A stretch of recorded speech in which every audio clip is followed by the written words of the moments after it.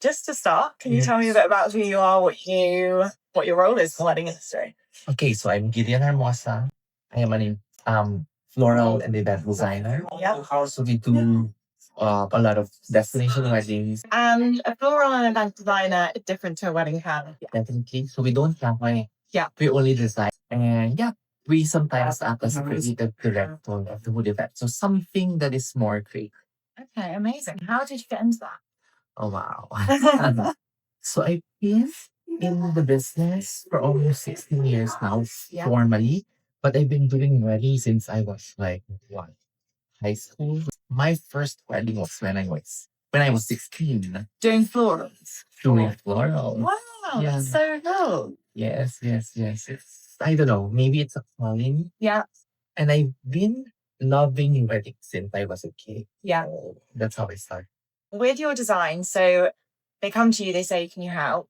Does it start with a drawing? Yeah. So what we usually do is we ask for the planners if we can set a meeting with the clients. We usually ask them a lot of questions. Yeah. Like we usually interview them for an hour. Really? Like it goes from like personal things to like their background and other stuff, just to really know them well and pick up something that we can use in terms of like building the concept. Yeah. So I love knowing the clients well. Yeah. So that we can deliver a more personalized concept for them.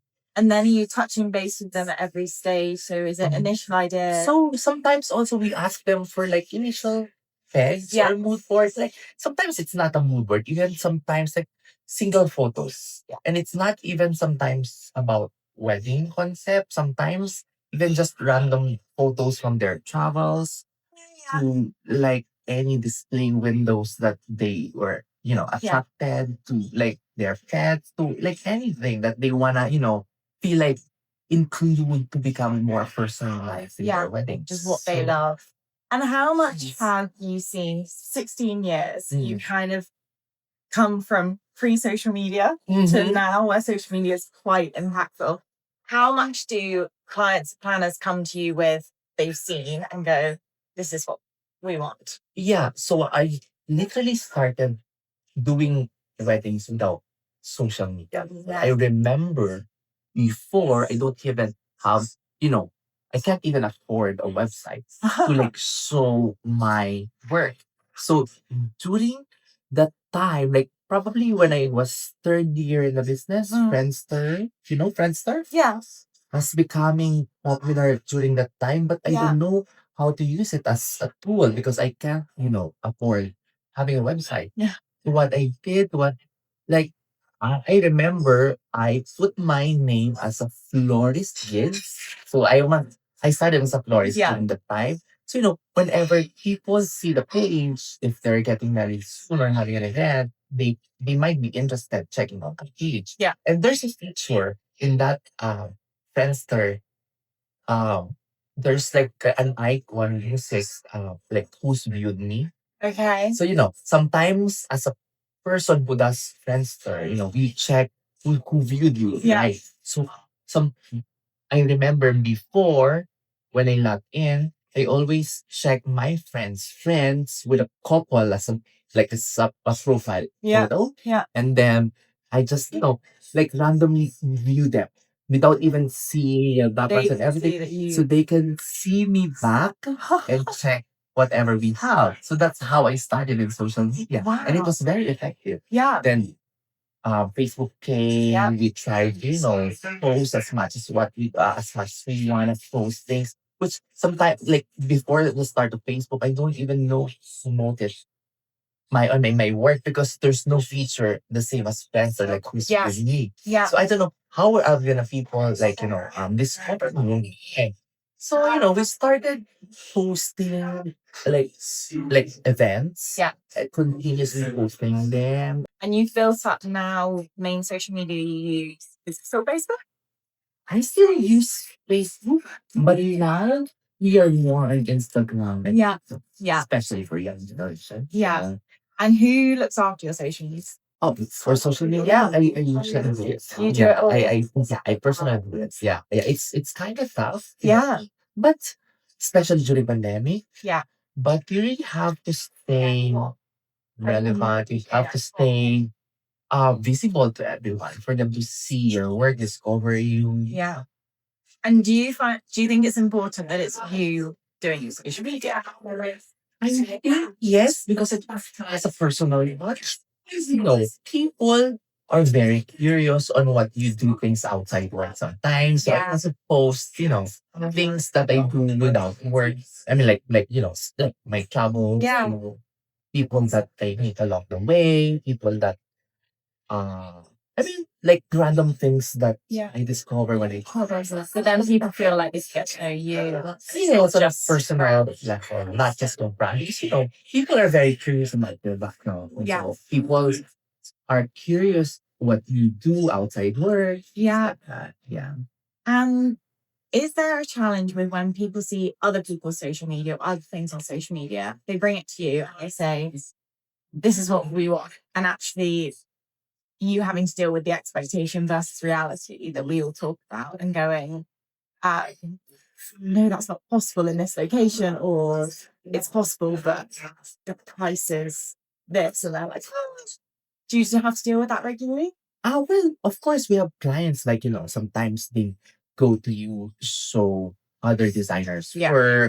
for you to like, probably not exactly copy, but like just for them to show you what they want, But we always love seeing photos from the clients, Yeah. but we always tell them and educate them that you know what, we have our own take also. We can have this as a reference photo, but we'll present like ideas that are coming from us, based on those reference photos. Yeah.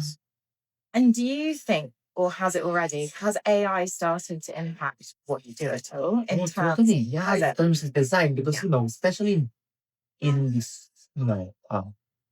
in this modern world where AI is really like accessible to everyone, it did impact the way we design, but like from the start, like I thought of like, oh, it might, you know, affect like my creativity or Yeah. something. But at the end of the day, um, instead of being negative about it, I want to use it as a tool to help my work improve. Yeah. So yeah, that's how we do things. That's why some people like when we post online, we always tell that it's actually an actual event. Yes. Because some people thought it's an AI I was about to design. say, Yeah. do people ask, because some of your designs look like they wouldn't be real. Eh, So do you have so, like, people say, I- is this AI? Yeah. People Yeah. like like thought it was AI. That's why sometimes in the way we post also it's like, like I had one post I can remember last week because like we did this design using AI. Yeah. So of course we want to show the people that we execute well. Yeah. Because like at the end of the day, even if you have nice designs using AI, at the end of the day, people they look how you gonna execute the design, right? So like I have this post saying that is it real or AI? Yeah. And then when you browse on the post, you can see the whole process, how we do everything, and it looks AI, but it's actually a real event, a real wedding. Yeah. That's amazing. And how do you think AI is going to affect you going forward? So you're saying you use it to help in the design stage. So is that in terms of creating the image to send to the planners for the couples? Yeah, we're trying to, discover designs through AI that can be presented to the client, but before we present AI designs to the client, of course, me and my team are trying to align on how we can execute that. Because if they said yes to the design, Yeah. the the problem is how are they execute that? Yeah. How are you gonna execute that? Right. So before even presenting that to the client, I need to know how to execute. Yeah. And has there ever been an idea that someone's come to you with you've not been able to execute? Or have you always found a way to make it work? Like if we think it's an idea that is really hard to execute, for example, we tell them, Yeah. of course, you have to be honest with your client. That's it. Maybe you can tell them that, this one, is really nice in photo, but if you're trying to execute it with this venue, I don't think it will work. Yeah. Okay, so being honest with the client will really help Yeah. your working relationship with them, Yeah. and build trust while working on it. Yeah. And with your big designs, how long does it take to actually set up? Okay, to start setting up midnight Yeah. or like 1 a.m. on the day of the wedding. Yeah. When I say 1 a.m., that's complete with ceiling, walls, floor, like the works. Wow. Yeah. How many people? With like 45 to like 60 people, depending on your Yeah. set. Where is your favorite location to I love destination weddings and I love working outdoors. And like, I'm trying to like, when I see a space, I'm trying to like imagine how we can transform this space. Favorite location? I love spaces with water and mountains.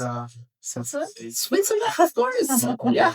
I mean, like definitely, yeah, yeah. Like in general, like whether, like wherever it is, like that's my favorite location. Lake with a mountain, or like sea with a mountain, any water. But recently I have these lists of my like dream destinations that are not usual. Well, last week we just had one of it like on my bucket list, which we did like a wedding on top of like the Swiss Alps, which is like a big check on my bucket list. I would love to do, let's say, a wedding in the middle of the desert, like Yes. in the middle of like a rock formation, or I don't know, like maybe like outdoor that is dark with aurora borealis, things like that. Like I love unusual things. Yeah. For the wedding you did in Swiss Alps, logistically, how does that work? 'Cause it sounds like it'd be a nightmare. It is a nightmare. It was very challenging. Yeah. But as an artist, I am that type who loves working outside my comfort. I feel like it challenges me more if it's something that is new to me, or something that is, not my usual, place to work with. Yeah. And it gives me like it tests my creativity. Yeah. Yeah. So you have to see the venue first, consider the temperature, consider the logistics, and of course the weather. Yeah. So we have to make everything up in the mountain using a lifter. Oh my gosh. Yeah, I can't even count how many trips or something. Like definitely more than 100. Wow. Just to go. Just to take and the same. Yeah, yeah, definitely. Yeah. Because we need to like bring down the heat. But it's worth it. And how does that work? So you said about temperature, Alps, flowers and snow don't tend to go that well yeah. together. So we have to like, we have to like choose the right flower. Like for example, in the Philippines and other parts, I used to work with fresh flowers outdoor, which is very hot. So like through the years, I learned the type of flowers that we use. Same as last weekend's wedding, I learned that these type of flowers works well with this kind of weather. Yeah. So And do you get to see the reactions when people see your design? it's a very, very fulfilling part. I feel like I completely forget all the stress. And interesting one with what you do, sustainability. Okay. Is there a way, have you found a way to bring sustainability into what you do? Or at the moment, is it just not possible? Well, we try to educate our clients to be sustainable. Yeah. Because there are ways like we can to like lessen uh, less wastes that harms the environment. Which like if we don't need to use floral foam, for example, we don't recommend using floral foam. Also, like sometimes, for example, instead of using trash bags, we use the the boxes that we use for the flowers. Yeah. Like when we shoot the flowers. So like I mean, those are small things technically, but it helps. But it's doing something. Yeah. Can I ask just roughly, how much roughly does it cost to create one of these gratitude installations? Okay. It really depends on the location. Yeah. Like for example, doing a massive setup in Asia, actually even in different parts of Asia, it's totally different. Yeah. Um, doing it in Europe or in Yeah. US. So in terms of the cost, like for example in Europe, it can go from let's say 100K Yeah. and up probably. Yeah. But in Asia, that amount is something that you can get crazy, in terms of design. And with that, is it normally couples coming to you with their budget and their idea, and then you create what you can do with the budget and the idea? Clients sometimes come with us with the budget. Yeah. But sometimes they don't know how much they are willing to spend for the design. So we're trying to educate them. We give them Yeah. options. So sometimes if they give us, let's say, specific budget, for example, we give them options with the same budget. We give them options with over that budget. Yeah. I mean, just for them to see how, things goes in terms of like, oh, if we add this much, we're gonna achieve. Yes. Is there any misconception that you wish people knew about what you do, about full planning and wedding? Okay. I think one misconception that people think in general, in terms of like event design is like, they don't feel like it's as easy as, putting things together and create nice. It's not like that. Like as for me, it's it takes time to like creating concept and like and it's not just about concept, because sometimes creating concept is easier, but technically to create something that you can execute is totally different. Do you come up with every design that you do? Yes. Every design like pass to me, or sometimes I mean like most of the time I would say 95%. Yeah. Because I have a creative talent, Yeah. but I'm still, actually looking for someone who thinks similar to how You're they the think. brand. It's hard. Do it. Yeah, it's hard. So yeah, but along the way I'm trying to, educate them. Sometimes things that looks okay to them doesn't mean okay with how. So, sometimes they're be shocked that like, oh, you look like already good to us, but Yeah. how come it not still enough for you? Yeah. Like, Yeah. sometimes we get, sometimes because we do events like one like recently we're trying to build our international market at the same time maintain the local events Yeah. who gives like I mean who hires us for events. So sometimes when I do like a call with my staff while doing the setup, even the smallest details in the video, like can you even see that spot that is, something needs to adjust? So sometimes you see me passing by the hallway doing, knocking things like, oh, this is made of wood, or like, oh, this is made of acrylic, and also things like, oh, I'm just very curious about things. Yeah, sometimes I even save things on my phone Yeah. that I feel like, oh, I want to save this idea for this specific time. Do you ever find yourself stopped for inspiration? Well, sometimes if I get tired, yes, for sure, that's normal. That's why I don't like if I have so many ideas. Yeah. I don't use them instantly. I reserve ideas. Finally, is there an event that you're really excited about coming up, or one that you have done in your career that is kind of like that was the highlight? It's going to be hard to beat. Ah, I always am looking forward with events that, gives me more challenging. Yeah. Like creativity in terms of creativity.